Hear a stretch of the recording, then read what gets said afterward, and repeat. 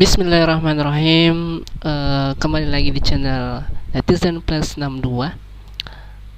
Sekarang kita akan bahas tentang di Malaysia, di negara tetangga kita, sedang ada isu-isu yang masih hangat, yaitu tentang pertanyaan apakah agama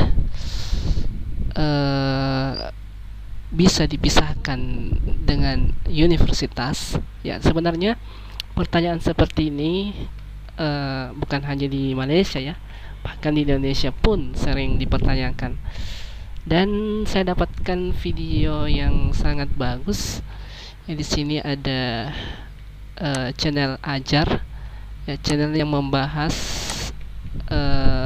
tentang apa ya, sesuatu yang ilmiah, tapi juga mengajarkan juga kita tentang agama Islam, seperti itu.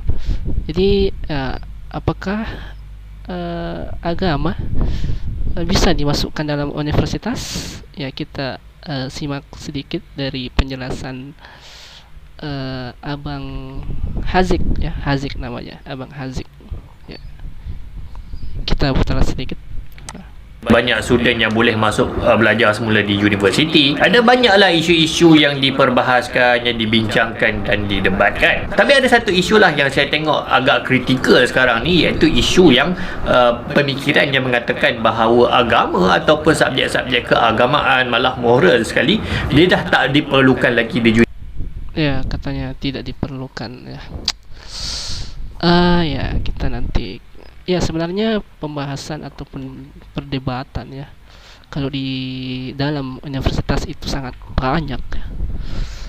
Apapun bidang itu pasti diperdebatkan dalam universitas ya, karena keterbukaan pemikiran oleh mahasiswa-mahasiswa ya. Jadi kita memang perlu memperkuat dulu landasan kita, yaitu agama, supaya kita tidak latah atau tidak ikut kemana saja arus yang sedang viral, yang sedang banyak diikuti orang, kita ikut situ padahal salah ya. Mungkin kita lanjut ya. Universiti dan perlu dimansuhkan. Isu ni dia mula naik ke belakangan ni lah, dan malangnya saya rasa tak banyak sangat maksudnya orang yang nak respon balas. Dan ada satu video ya, jadi seperti itu. Jadi video ini tujuannya untuk membalas atau menjawab pertanyaan-pertanyaan seperti itu. Kita mungkin langsung saja ya, langkah persoalkan tempat dia di universiti. Dia macam kita kena faham dia bahawa dia bukan macam abang-abang, kakak-kakak usrah sebenarnya yang darah dia masih ada lagi sampai sekarang. Contoh ya, kalau mau nonton yang fullnya lebih bagus kita datang ke channel Ajar ya. Ya, kita subscribe dulu ya, nyalakan notifikasi ya, semua saja, karena konten-kontennya sangat banyak, bermanfaat semua insyaallah. ini dia bukan nakib-nakibah ustaz-ustazah ke apa ke yang menyuruh subjek agama.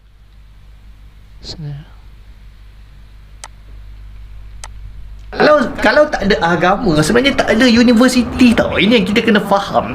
Sebab sebenarnya universiti yang terawal kita tengok dalam tamadun sejarah dia masih ada lagi sampai sekarang. Contohnya macam Universiti Al-Qairawan. Dia adalah universiti yang paling tua dalam dunia yang masih lagi beroperasi sampai sekarang, diasaskan oleh Fatimah Al-Fihriyah. Antaranya adalah sebab nak melahirkan agamawan, ulama-ulama yang boleh berbicara tentang soal agama.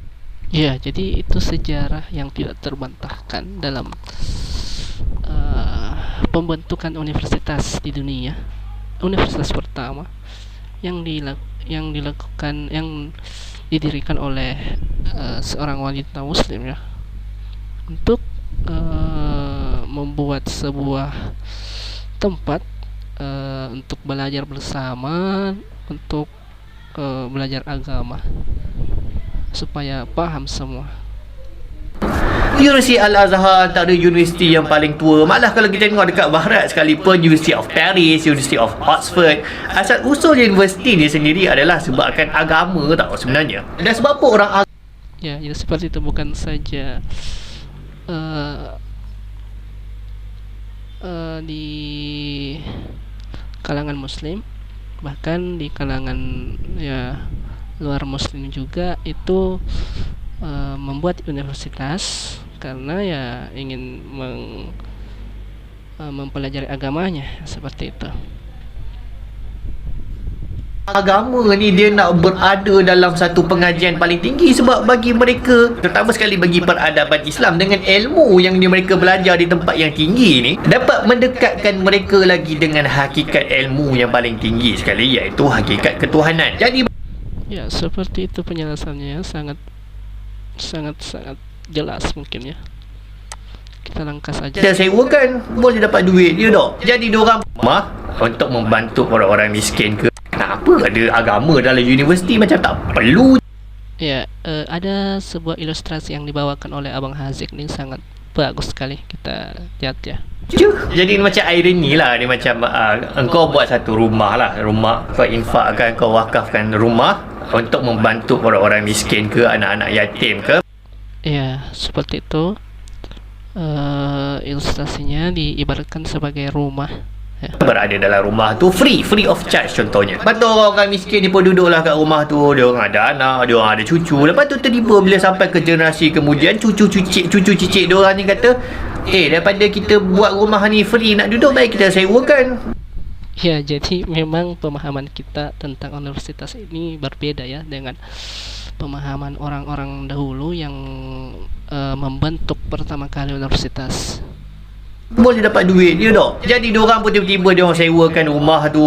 Lepas tu orang-orang miskin yang tak boleh nak bayar ke apa ke, diorang tendang keluar. Sedangkan asal usul tujuan dibuat rumah tu pada asalnya adalah untuk membantu orang miskin. Wow, sangat apa ya, masuk akal ya penjelasan dari Abang Hasik ini. Tapi lepas tu anak cucu cicit mereka dah lupa dan mereka mempersoalkan orang. Ya, memang kita lupa ya mungkin. Memang karena manusia memang tempatnya lupa. Jadi memang harus kita belajar sejarah terus-menerus supaya kita tidak salah mengambil tindakan dan mempertanyakan hal yang sebenarnya sudah dijawab oleh pendahulu kita.